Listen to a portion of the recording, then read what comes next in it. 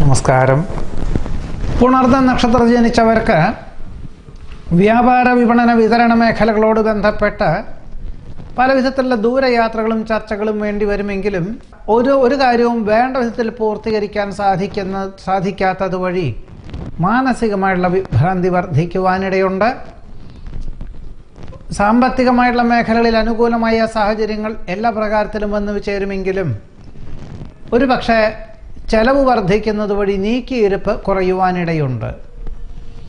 കഴിഞ്ഞ 2-3 വർഷമായിട്ട് തുടങ്ങിവെച്ച പല കർമ്മ പദ്ധതികൾ അന്തിമ നിമിഷത്തിൽ ശുഭപരിസമാപ്തിയിലെത്തിക്കുവാൻ ദീർഘവീക്ഷണത്തോടുകൂടിയതായിട്ടുള്ള പദ്ധതികൾക്ക് അവലംബിക്കുവാനോ അതിനുവേണ്ടി പ്രവർത്തിക്കുന്നവരുടെ ഒപ്പം നിലനിന്നും കൊണ്ട് ലക്ഷ്യപ്രാപ്തിയിലെത്തിക്കുവാനുള്ള സാഹചര്യങ്ങൾ കൂടി യോഗം കാണുന്നു.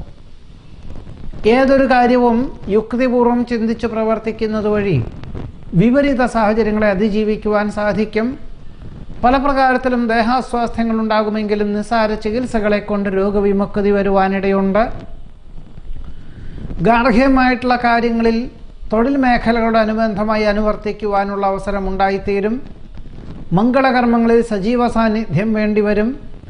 വ്യക്തമായ നിർദ്ദേശം സ്വീകരിച്ച് ചെയ്യുന്ന കാര്യങ്ങളിലെല്ലാം ഫലപ്രാപ്തി നേടുവാനിടയുണ്ട്. വ്യാപാര വിപണന വിതരണ മേഖലകളിൽ നിന്നും അന്തിമ നിമിഷത്തിൽ ആഗസ്റ്റ് മാസത്തിൽ ഒടുവിൽ അതിനുള്ള ഫലം കണ്ടു തുടങ്ങുവാനിടയുണ്ട്. ആഗ്രഹിക്കുന്ന വിദേശ യാത്രയ്ക്ക് അനുകൂലമായ അനുമതി ലഭിക്കും.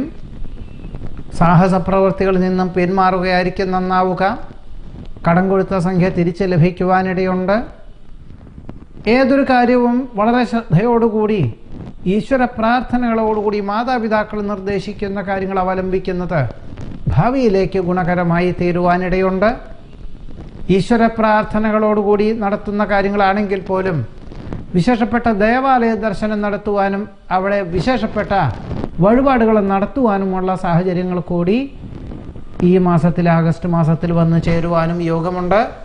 ഇതാണ് ആഗസ്റ്റ് മാസത്തിലെ പുണർദ നക്ഷത്രക്കാരുടെ അനുഭവയോഗ്യമായിട്ടുള്ള ഫലങ്ങൾ. നമസ്കാരം.